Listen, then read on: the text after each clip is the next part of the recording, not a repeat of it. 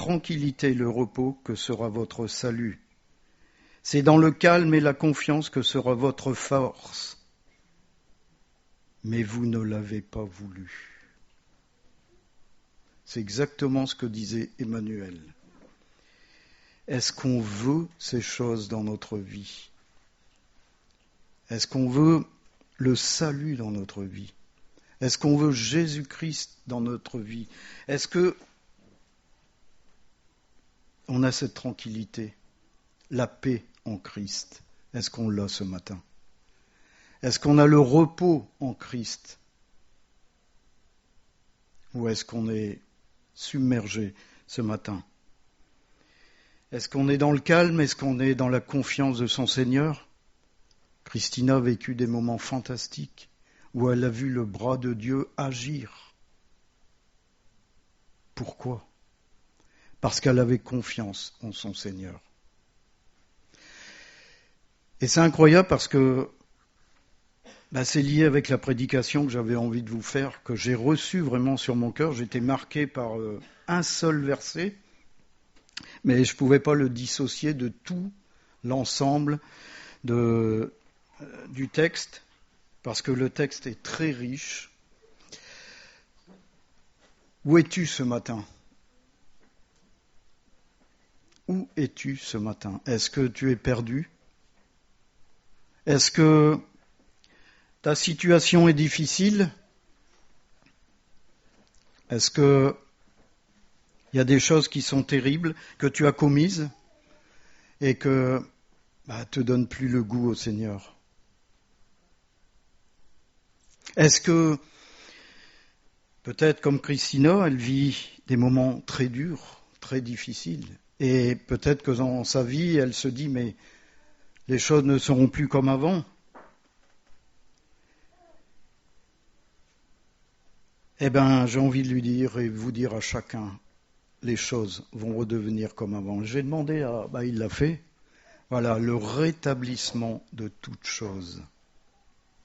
Dieu va agir. Et il va rétablir toutes choses dans votre vie. Tout ce qui a été, on le verra à la fin, tout ce qui a été détruit, tout ce qui a été brûlé, tout ce qui a été ravagé. Et il ne va pas le faire pour toi. Il va le faire pour la gloire de son nom. Pour la gloire de son nom. On va aller dans le livre d'Ézéchiel. Alors Ézéchiel, c'est un prophète qui a vécu, c'était un prêtre au départ, qui était le fils d'un prêtre, qui est né en 623 ou 622, au milieu de ces années-là. Et il était prédestiné à effectuer le sacerdoce. Ça a été long. Et au moment où il devait l'être, ça ne s'est jamais fait. Parce que le peuple a été envoyé en exil. Et c'est surtout parce que l'Éternel avait une destinée pour lui bien plus glorieuse. Il est devenu un prophète, un grand prophète. Et son ministère a duré 22 ans.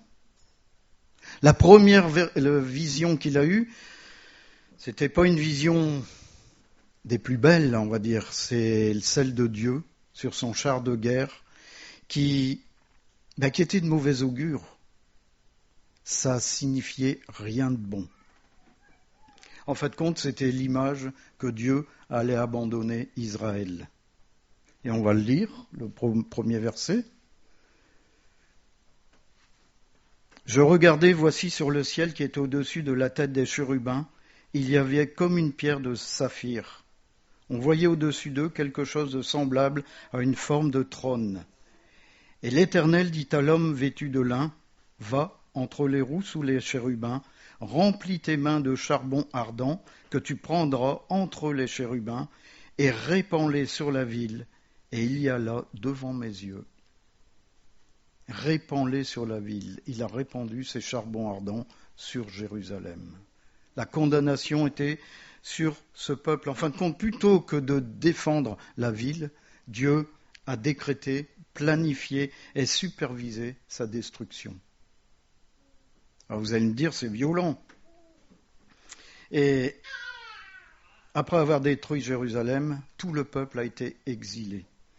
Et Ézéchiel faisait partie des exilés. Et tout le peuple d'Israël était hostile au message qu'il donnait. Complètement hostile. Il disait que ces paroles étaient des bavardages amusants. On va le voir dans les versets suivants. Je dis à Seigneur éternel, ils disent de moi, n'est-ce pas un faiseur de paraboles?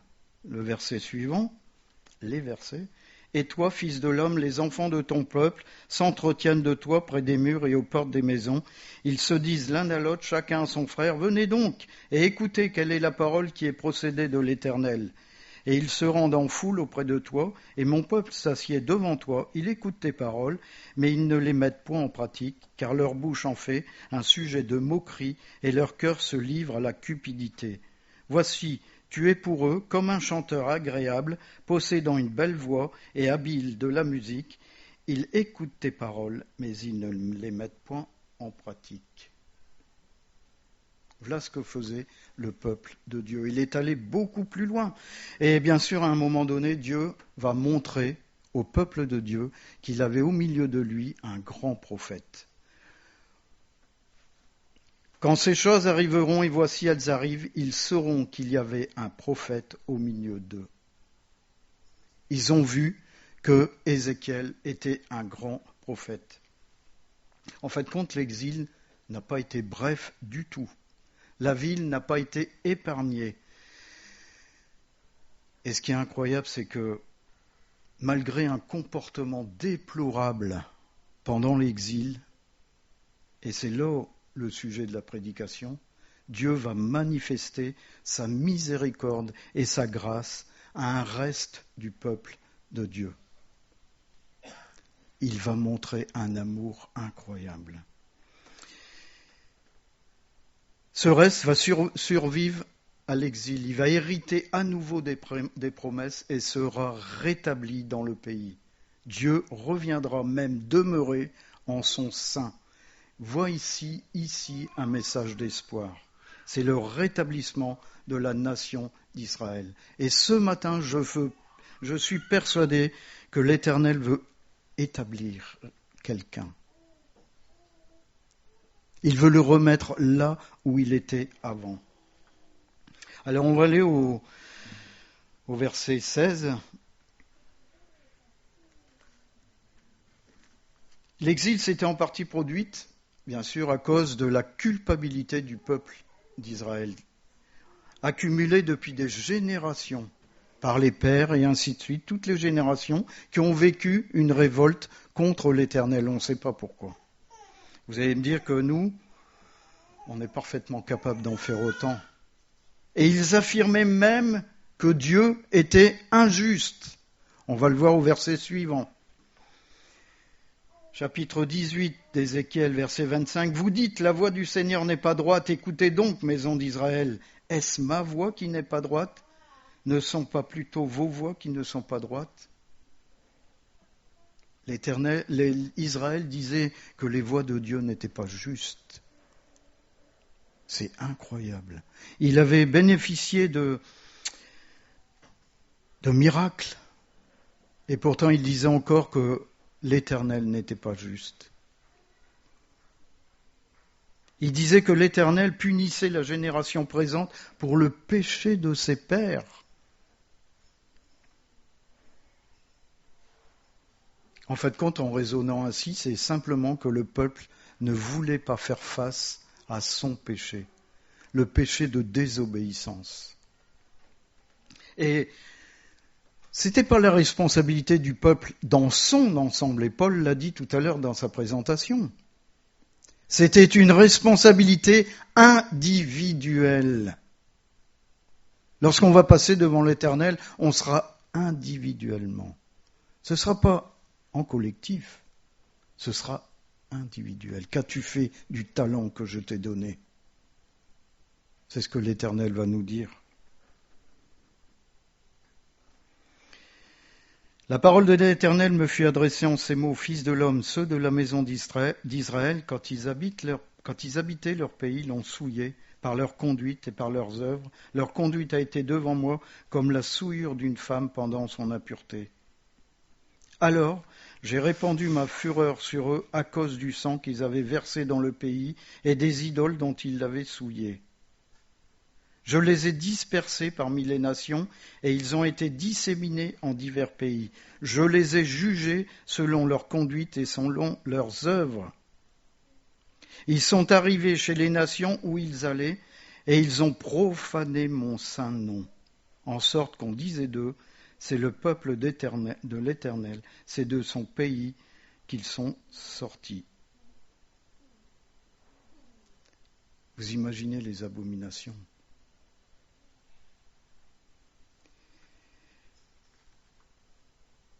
Ici, l'Éternel rappelle le péché du peuple.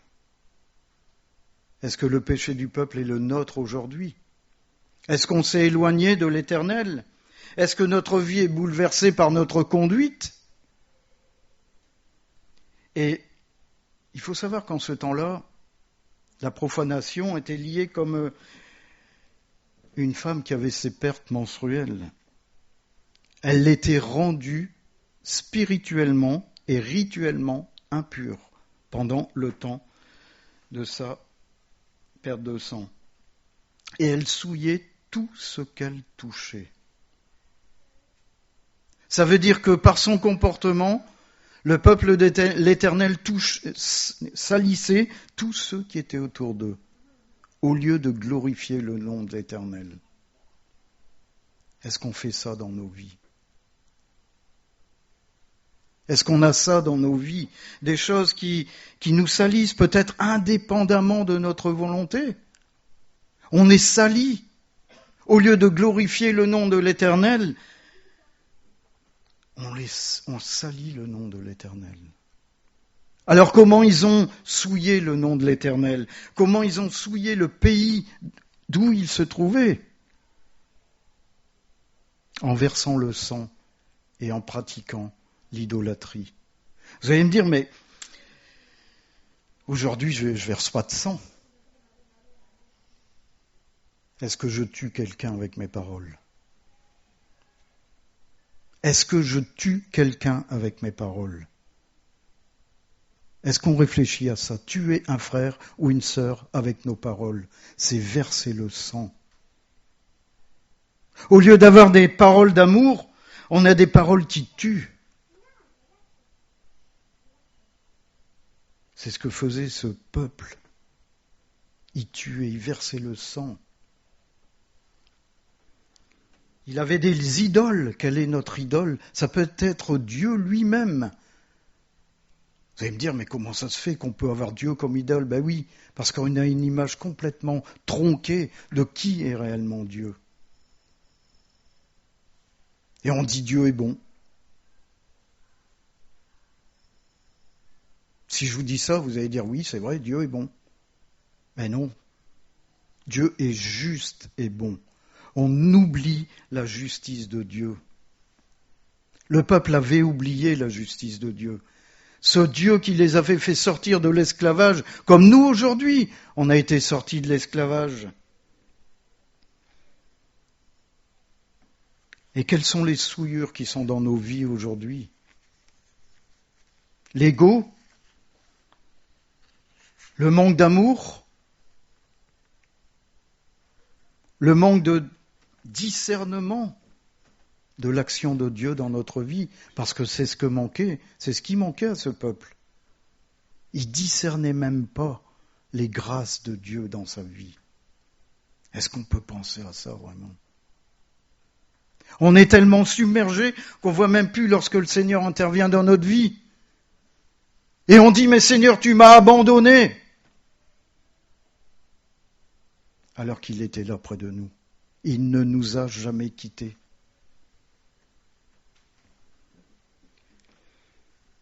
Alors Dieu va agir. Là, je vous rassure, Dieu va agir.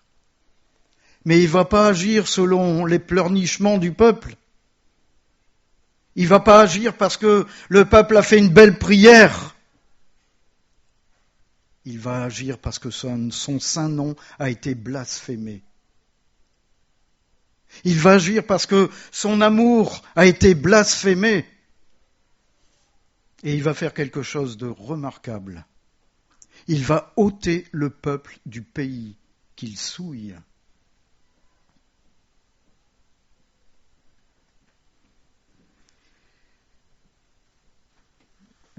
Et ce qui est incroyable, c'est que au verset 20, on dit « Ils sont arrivés chez les nations où ils allaient, ils ont profané mon saint nom, en sorte qu'on disait d'eux, c'est le peuple d'Éternel, de l'Éternel, c'est de son pays qu'ils sont sortis. » Vous imaginez ? Dieu les a mis dans un pays, et même dans ce pays, ils ont profané son nom. Et parfois, le Seigneur nous sort des situations. Il nous sort dans les situations, non pas qu'on a été mis, mais dans lesquelles on s'est mis. Au lieu de rendre grâce à l'Éternel lorsqu'il nous en a sortis, qu'est-ce qu'on fait ? On continue. On continue dans la même voie. Et bien sûr, le comportement étonne le monde. On dit à tout le monde, je suis chrétien. Je suis enfant de Dieu. Et le monde dit, mais c'est le peuple de l'Éternel. C'est de son pays qu'ils sont sortis. Littéralement, c'est de son sein qu'ils sont sortis. On est censé avoir été sauvé, régénéré. C'est-à-dire que on est lavé de tout péché. Et pourtant, si on réfléchit bien dans quelle situation on est aujourd'hui, on se trouve dans quelle situation ? Est-ce qu'on se trouve dans la même situation que le peuple de Dieu, qui blasphémait le nom de l'Éternel, avec des comportements qui étaient à l'opposé de ce qu'il aurait dû faire ? Bien sûr, cette expression qu'on vient de voir, c'est une expression de dédain du monde. C'est pas une expression d'étonnement. Si c'est ça être chrétien. Le monde, en fait, compte, n'éprouve que du mépris envers ceux, et notamment ici le peuple, des gens qui se prétendent appartenir à l'Éternel et qui, en fin de compte, n'en témoignent aucun effet. Rien dans leur vie ne montre qu'ils sont chrétiens. Et pour ce peuple, rien ne montrait qu'ils étaient le peuple élu. Rien ne montrait. Ils avaient le même comportement désinvolte, comportement de jugement, même le jugement de l'Éternel. Ils jugeaient l'Éternel. Et ainsi, ils blasphémaient le nom de Dieu. Donc l'Éternel va agir. Et on aurait pu dire, oui, l'Éternel va prononcer une sentence. Mais c'est sans compter l'amour de Dieu. L'Éternel va en fin de compte agir pour son saint nom. Au lieu d'anéantir son peuple, il va en sauver une partie. Et on va voir de quelle manière. Et peut-être que on sait qu'on a commis des fautes dans notre vie. On le sait peut-être maintenant. Ces fautes nous ont éloignés de Dieu. Et peut-être qu'on pense qu'il nous a laissé tomber. Peut-être qu'on pense qu'il s'est éloigné de nous. Alors que je pense que c'est plutôt l'inverse. C'est nous qui nous sommes éloignés de Dieu. Mais aujourd'hui, il va te rétablir, comme il a rétabli son peuple. Et il va employer les grands moyens. Des moyens magnifiques qu'on va voir maintenant. Verset 24, « Je vous retirerai d'entre les nations, je vous rassemblerai de tous les pays, et je vous ramènerai dans votre pays. » Je vous retirerai d'entre les nations. Je vais vous enlever de là où vous êtes maintenant. Du milieu de vos immondices, dans la situation où tu es, je vais t'enlever aujourd'hui. Aujourd'hui, je vais t'enlever. Je vais te ramener dans ton pays. Il va nous ramener sur le chemin de la vérité et de la vie. Est-ce qu'on a pensé à ça? C'est lui qui va le faire, pour son nom. Il va nous ramener à Jésus-Christ. Il va glorifier son nom dans une nouvelle vie, on le verra après, qu'il va nous donner. Mais c'est d'abord en Christ qu'il va nous ramener.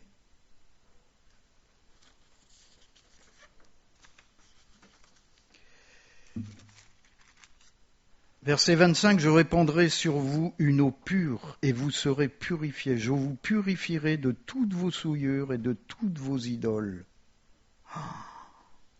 Qu'est-ce que c'est rafraîchissant de savoir cela.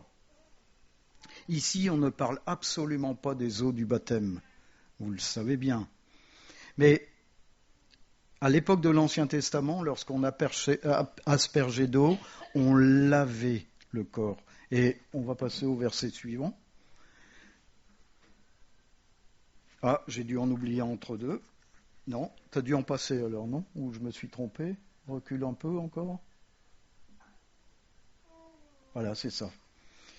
Quiconque touchera son lit lavera ses vêtements, se lavera dans l'eau et sera impur jusqu'au soir. Quiconque touchera un objet sur lequel elle s'est assise lavera ses vêtements, se lavera dans l'eau et sera impur jusqu'au soir. L'idée maîtresse ici, c'est que Dieu purifiera Israël de ses péchés, comme il le fera avec ceux qui se sont éloignés de lui, ou alors avec la situation dans laquelle on se trouve. Il va purifier la situation, il va laver la situation. Et cette purification va être suivie du don d'une nouvelle vie. Une nouvelle vie va commencer. Quelque chose de nouveau va naître. Après nous avoir mis à part, comme il a mis son peuple à part, il va purifier et nous donner une vie nouvelle et un nom nouveau. En Ésaïe 62, verset 2, « Alors les nations verront ton salut et tous les rois ta gloire. Et l'on t'appellera d'un nouveau nom que la bouche de l'Éternel déterminera. » Voyez le changement? Alors les nations verront ton salut. D'un côté, on a les nations qui se moquent du peuple de Dieu. Et ici, les nations verront ton salut. C'est ici où on voit le changement. Le changement que Dieu va opérer dans ta vie. Bien sûr, il faut s'approcher de Dieu d'un cœur sincère. On l'a dit ce matin. Il faut revenir à Dieu d'un cœur sincère. En Hébreux, chapitre 10, verset 22, « Approchons-nous avec un cœur sincère dans la plénitude de la foi, les cœurs purifiés d'une mauvaise conscience et le corps lavé d'une eau pure. » Lavé de tout péché. Le verset 26, « Je vous donnerai un cœur nouveau, je mettrai en vous un esprit nouveau, j'ôterai de votre cœur le cœur de pierre, je vous donnerai un cœur de chair. » Je vous donnerai un cœur nouveau et je mettrai en vous un esprit nouveau. On ne parle pas de l'esprit de Dieu ici. Si vous regardez dans la parole, c'est esprit avec un petit e. Avec un petit E. En fait, compte l'esprit nouveau, ici, c'est le renouvellement de l'intelligence. Il va renouveler notre intelligence. C'est ce que nous avons besoin pour ne pas retomber dans nos travers. En Romains, chapitre 12, verset 2, « Ne vous conformez pas au siècle présent, mais soyez transformés par le renouvellement de l'intelligence, afin que vous discerniez quelle est la volonté de Dieu, ce qui est bon, agréable et parfait. » C'est ce renouvellement d'intelligence qui va mettre en nous l'idée de Dieu. Est-ce que vous comprenez ce que je suis en train de vous dire? C'est d'avoir cette confiance, comme on a lu en Ésaïe au début de cette prédication. cette confiance, cette tranquillité, ce calme en l'Éternel. Vous savez, j'ai toujours en tête David devant Goliath. Et je l'ai dit ce matin. Pour David, le géant, c'était pas Goliath. Son géant, c'était Dieu. Parce qu'il l'avait sorti de situations incroyables. Il y a eu les loups, un ours, il y a eu des lions. Il les a terrassés.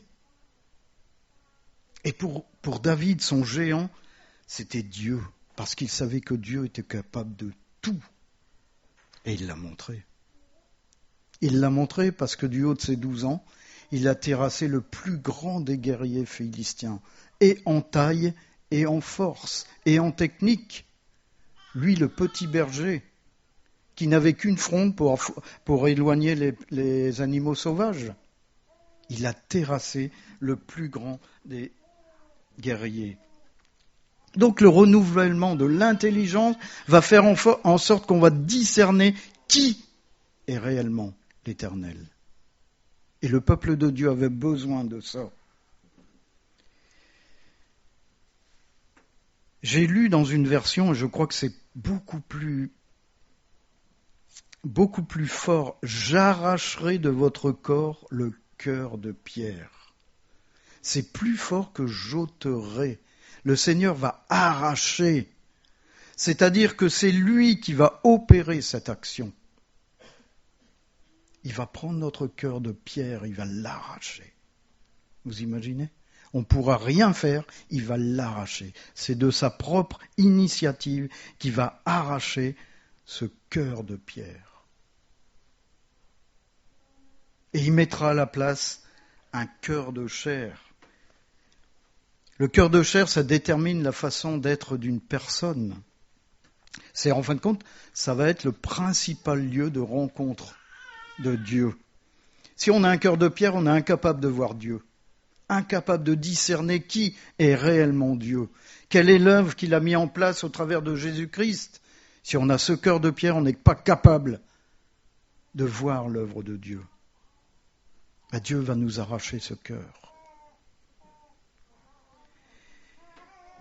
Mais c'est aussi de ce cœur, lorsqu'il n'est pas changé, que viennent les intentions mauvaises, les mensonges, les compromis, les adultères, les inconduites, le vol, les faux témoignages, etc. En Matthieu 15, verset 18, « Mais ce qui sort de la bouche vient du cœur, et c'est ce qui souille l'homme. » Si on a encore ce cœur de pierre, on va commettre toutes ces choses. Et l'Éternel veut l'arracher. Et il va l'arracher. Est-ce que c'est pas formidable ? Est-ce que c'est pas magnifique de considérer l'amour du Père pour chacun d'entre nous, qui ne va pas nous laisser dans cette situation ? Il va arracher. Il va mettre, en fin de compte, il va arracher ce cœur pour mettre en nous le vouloir et le pouvoir. En Philippiens 2, 13, « Car c'est Dieu qui produit en vous le vouloir et le faire selon son bon plaisir. » Ce n'est pas nous qui produisons ces choses. C'est le fait qu'il a changé notre cœur. Le fait que, aujourd'hui, on discerne qui il est réellement. Et tout ça pour être en capacité de l'aimer et de lui obéir. Je mettrai mon esprit en vous et je ferai en sorte que vous suiviez mes ordonnances, que vous observiez et pratiquiez mes lois. Je mettrai mon esprit avec un grand E. Parce que vous imaginez bien que lorsqu'il aura arraché ce cœur de chair, ça sous-entend le fait que maintenant, à ce moment précis, on est crucifié avec Jésus-Christ. C'est-à-dire que, personnellement, on n'existe plus. C'est l'Esprit de Dieu qui existe en nous. Si on n'a pas ce cœur arraché, jamais l'Esprit de Dieu viendra en nous. Parce qu'il y aura cette guerre entre la chair et l'esprit. Et comme l'Esprit ne force pas, il va diminuer et il va s'éteindre.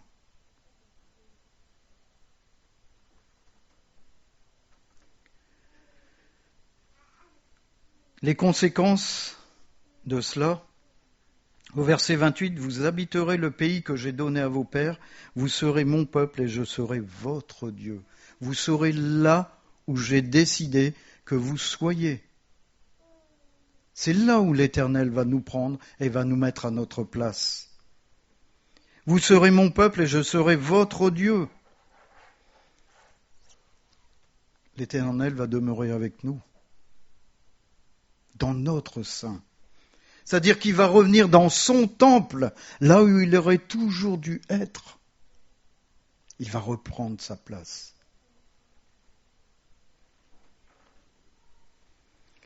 Je vous délivrerai de toutes vos souillures, j'appellerai le blé, je multiplierai, je ne vous enverrai plus la famille.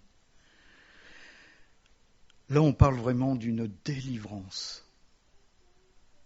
Il va nous délivrer de nos souillures. Vous imaginez, il va enlever toutes ces choses qui nous salissent et qui salissent ceux qui nous entourent.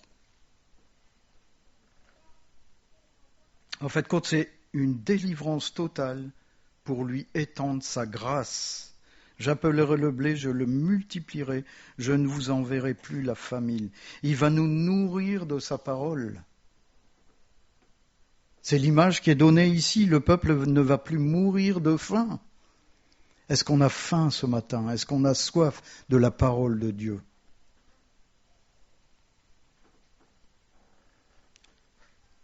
La chose qui va arriver, c'est inévitable. Verset 31, « Alors vous vous souviendrez de votre conduite qui était mauvaise et de vos actions qui n'étaient pas bonnes. Vous vous prendrez vous-même en dégoût à cause de vos iniquités et de vos abominations. » C'est la repentance. On va voir clair. Ayant ce nouveau cœur, ayant cette nouvelle volonté, on va comprendre qu'on n'est rien sinon que de la boue devant l'Éternel.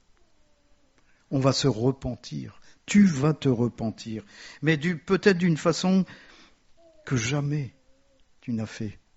Parce que l'Éternel va mettre en toi un dégoût de toi-même. Comme il a mis en son peuple ce dégoût.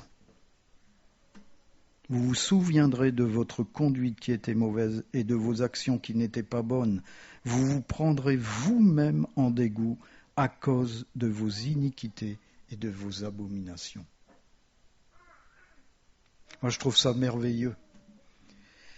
Merveilleux que l'Éternel va accepter notre repentance, alors qu'on traîne peut-être aujourd'hui même son nom dans la boue. Mais il le fait pour lui. Il le fait parce qu'il va se servir de nous, de chacun d'entre nous. Et il a besoin de nous purifier, il a besoin de nous reconstruire. Versets 33 et 34.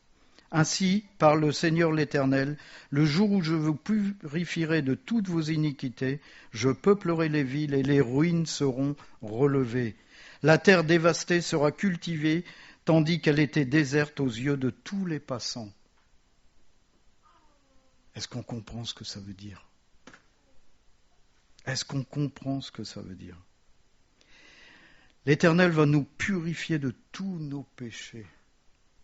De tous nos péchés. Il va relever ce que l'on a détruit. On a détruit des trésors qu'il nous avait donnés. Il va relever toutes nos ruines. Et il va reconstruire. La terre dévastée de notre cœur, où la parole n'entrait même plus, elle sera cultivée et elle va donner du fruit. Même les gens le verront. Parce qu'il est dit, elle était déserte aux yeux de tous les passants. Il n'y avait rien. Le cœur était sec. Mais aujourd'hui, ton cœur sera rempli de la parole de Dieu, parce que ton cœur aurait été travaillé par Dieu lui-même, et ce ne sera plus une terre dévastée, mais ce sera un cœur nouveau, pétri par l'amour de Dieu.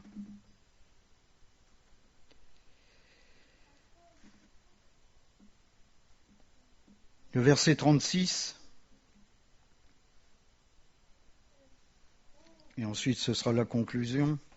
Et les nations qui resteront autour de vous sauront que moi, l'Éternel, j'ai rebâti ce qui était abattu et planté ce qui était dévasté. Moi, l'Éternel, j'ai parlé et j'agirai.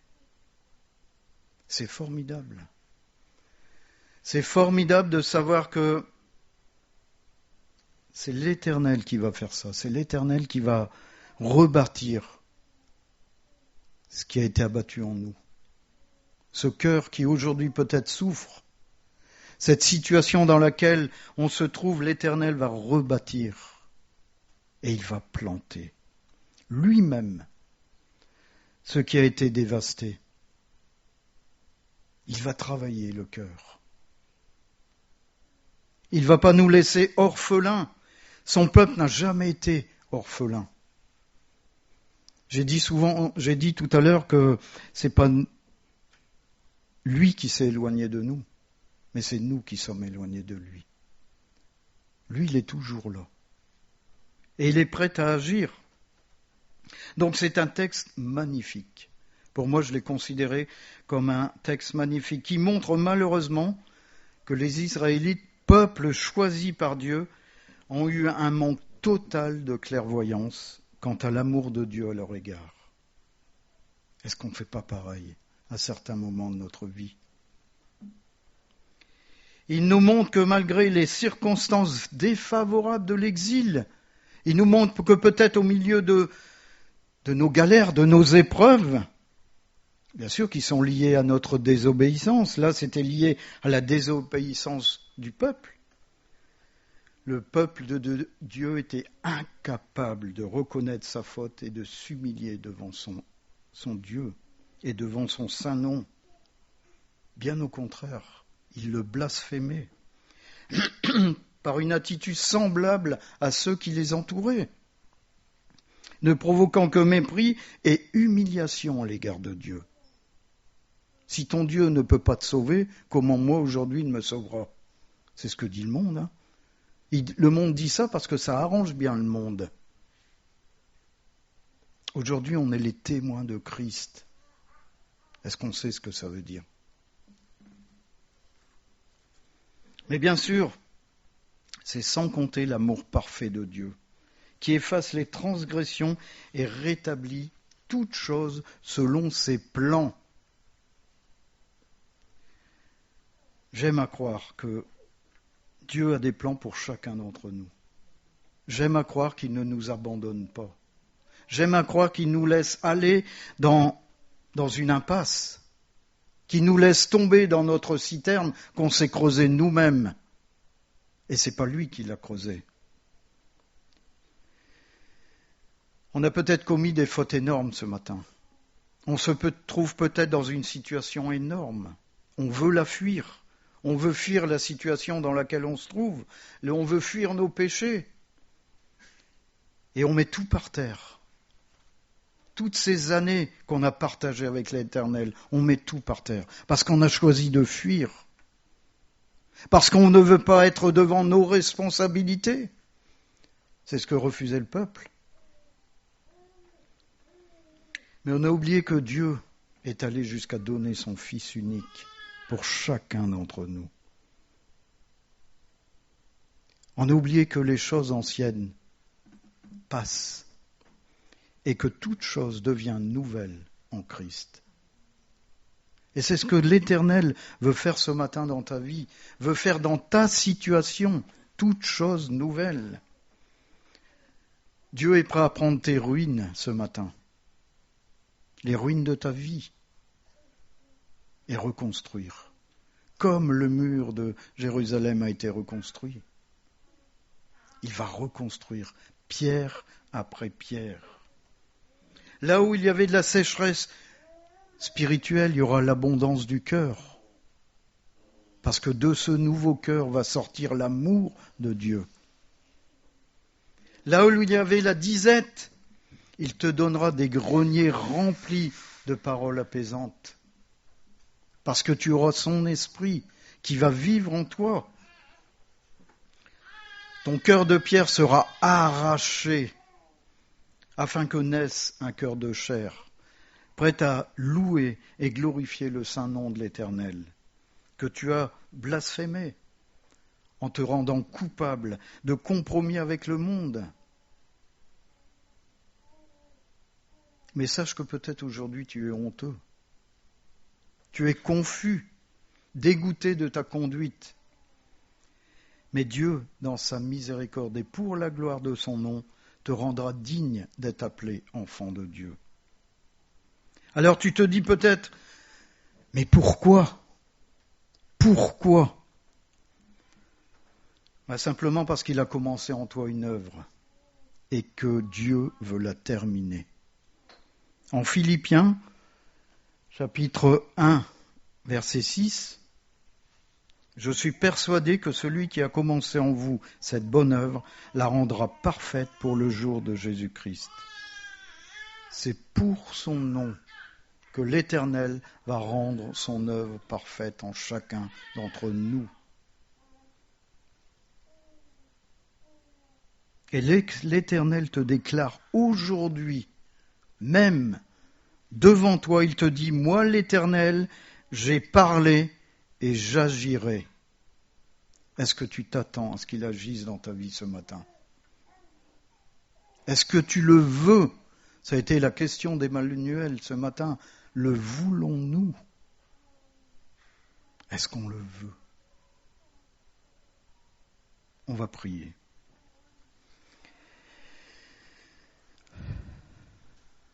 Merci Seigneur pour ta grâce et ton amour.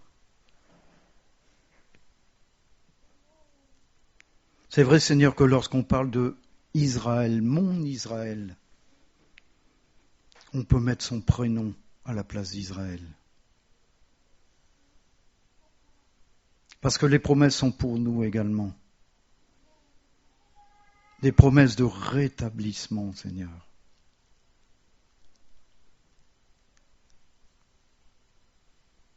Seigneur, que ce matin, tu puisses atteindre par ton esprit les consciences. Seigneur, que tu puisses agir afin d'arracher les cœurs de pierre et donner des cœurs de chair. Pour avoir une vision de qui tu es réellement, au travers d'une nouvelle intelligence. Seigneur, que les anciennes choses puissent passer, afin que toute chose vienne nouvelle, y compris notre nom. Que nous puissions avoir un nom que seul toi connais. Ce fameux nom sur le caillou blanc dont il est question dans l'Apocalypse, que toi seul connais. Merci Seigneur que toute situation n'est pas perdue avec toi. Tu es l'Éternel, tu es le Saint Dieu. Et merci Seigneur parce que tu pardonnes nos iniquités, tu pardonnes nos transgressions. Tu attends de nous que nous puissions revenir à toi. Comme le peuple s'est aperçu qu'il avait eu une conduite triste, qu'il avait déshonoré le saint nom de Dieu. Seigneur, peut-être que ce matin nous nous trouvons dans cette situation. Et Seigneur, que tu puisses rétablir toutes choses au nom de Jésus-Christ. Amen.